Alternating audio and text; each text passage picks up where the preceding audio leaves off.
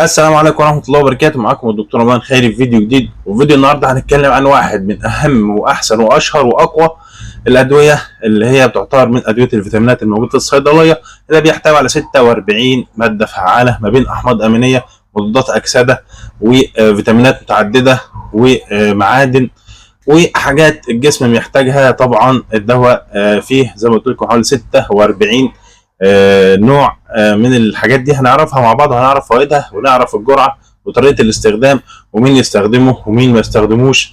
هنعرف كل حاجه ان شاء الله عنه. في البدايه بس عايزك تعمل لايك للفيديو، اشترك في القناه لو انت مش مشترك اول مره تشوفني. زي ما قلت لكم واحد من اشهر ادويه الفيتامينات الموجود في الصيدليه. ايه هو؟ علشان ما ناخدش وقت كتير وما نطولش الفيديو، هو الكيروفيت كبسول.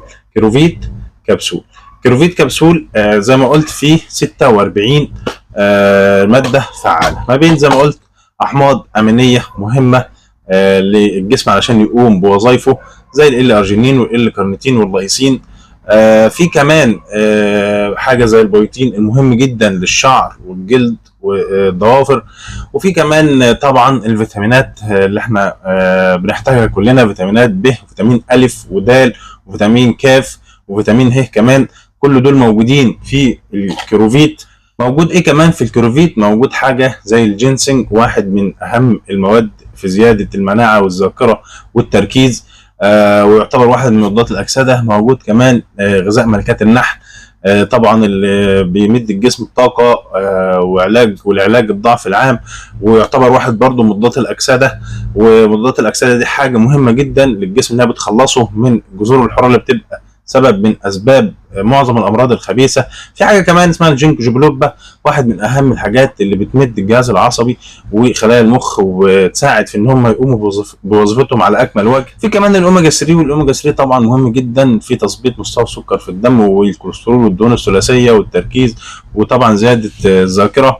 وطبعا في كمان حديد، في كالسيوم، فيه زنك، في نحاس، في مغنيسيوم. الحاجات دي طبعا مهمه جدا للجسم عشان يقوم طبعا بوظائفه الطبيعيه. وفي طبعا حاجات كتيره جدا بتساعد في صحه وبناء العضلات وصحه القلب وصحه الشعر وصحه ونضاره البشره، وطبعا الحفاظ على صحه القلب وخلايا المخ. طبعا في حاجات كمان احنا مش هيتسع المجال ان احنا نذكرها بالعدد، مش هنذكر 46 ماده فعاله، ولكن دي كانت اشهر الحاجات الموجوده في الكيروفيت. طيب دواء زي ده، دواء زي الكيروفيت ده انت ممكن تستخدمه لايه، او مين الناس اللي ممكن تستخدمه وتستفيد بيه؟ طبعا الناس اللي عندها ضعف عام، ضعف عام في العضلات، ضعف عام في الاعصاب، في الذاكره، في اي ضعف عام موجود في الجسم، فممكن تستخدم له الكيروفيت. الناس اللي طبعا عايزه تستخدمه لتقويه الشعر، الاظافر، نضاره البشره، فطبعا الكيروفيت هيكون اختيار مناسب جدا. اي نقص بقى في الحديد، في نسبه الكالسيوم، المغنيسيوم، فطبعا هنا الكيروفيت هيعوضها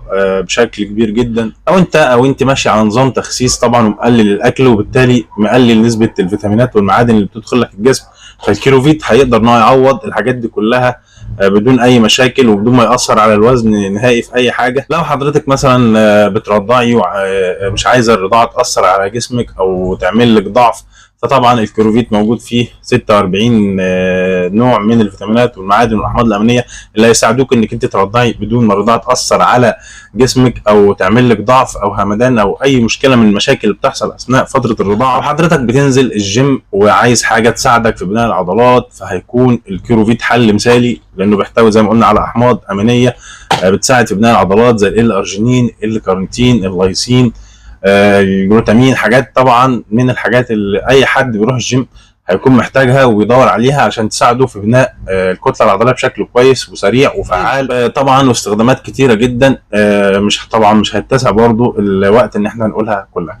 طيب دلوقتي جه الوقت ان احنا نعرف جرعه الكيروفيت. طبعا الجرعه بسيطه جدا، وهي كبسوله يوميا بعد الفطار او الغداء. كبسوله يوميا بعد الفطار او الغداء. طب هل كل الناس مسموح لها ان هي تاخد الكيروفيت؟ طبعا للاسف مش كل الناس مسموح لها ان هي تستفيد بالكيروفيت. في ناس ممنوعه من استخدام الكيروفيت، طبعا هم مرضى الكبد او ضعف وظائف الكبد، مرضى الكليه وضعف وظائف الكليه، الناس اللي عندهم مشكله في الضغط ومش بيسيطروا عليه، لانه ممكن ينفع الناس اللي عندها ضغط وسيطرين عليه او حاجه بسيطه، لان هو المواد اللي فيه، في مواد طبعا ممكن تاثر على الضغط، وفي مواد بتقلل الضغط، ولكن هو مش معروف بالظبط مدى تاثيره بشكل كبير على الضغط. فعلشان كده لو انت مسيطر على الضغط بتاعك فعادي ممكن تستخدم الكروفيت. لو انت مش مسيطر ومش ملتزم بالادويه فبلاش تستخدم الكروفيت، ممكن تستخدم اي نوع فيتامين تاني. من الناس برضو اللي مش هينفع ان هم يستخدموا الكروفيت هم مرضى القرحه والتهابات المعده، دول برضو مش هنسيبهم كروفيت كبسول. وده كان الفيديو بتاعنا النهارده، اتكلمنا عن الكروفيت وقلنا ان هو واحد من افضل ادويه تجديد النشاط والحيويه والذاكره وامداد الجسم بالعناصر والفيتامينات والمعادن والاحماض الامينيه اللازمه للجسم ان هو يقوم بكل وظائفه بشكل ممتاز وهائل جدا. واتكلمنا انه في اكتر من ماده فعاله بتساعد في اكتر من مجال في الجسم. اتكلمنا عنه، عرفنا الجرعه بتاعته وعرفنا معظم واهم المكونات اللي فيه، وعرفنا مين اللي ياخده ومين اللي ما ياخدوش، وعرفنا كل حاجه عنه. وان كان في حاجه مش واضحه في الفيديو او اي سؤال بخصوص الكروفيت او الفيتامينات عموما او اي دواء عموما، طبعا سيبها لي تحت في التعليقات علشان اجاوبك عليها بسرعه ان شاء الله. في النهايه اتمنى ان الفيديو يكون عجبكم وان هو يكون افادكم. ولو في اي حد مهتم ان هو يستخدم اي نوع فيتامين من الصيدليه ومحتار مش عارف ايه، اتمنى ان انا اكون وضحت له الموضوع ده. لو حد برضه تعرف حد عايز نوع فيتامين كويس من الصيدليه يكون بيغطي معظم احتياجات الجسم، موجود فيه معظم المواد او الحاجات اللي الجسم محتاجها، يا ريت تشيروا الفيديو ده او تديله اسم كروفيت كبسول وتقول له على طريقه الاستخدام اللي احنا قلناها، او تبعت له الفيديو يشوفه علشان يفيده ان شاء الله. اتمنى في النهايه الفيديو يكون مفيد واتمنى حضراتكم تكونوا استفدتم. وزي ما قلت لو في اي سؤال يا ريت تسيبه لي تحت في التعليقات وانا اجاوبك عليه ان شاء الله. وما تنساش انك تعمل لايك للفيديو، تشترك في القناه لو انت اول مره تشوفني مش مشترك في القناه، وتفعل جرس التنبيهات علشان يجي لك الفيديوهات بتاعتنا اول باول ان شاء الله. واشوفكم في حلقه جديده. السلام عليكم ورحمه الله وبركاته.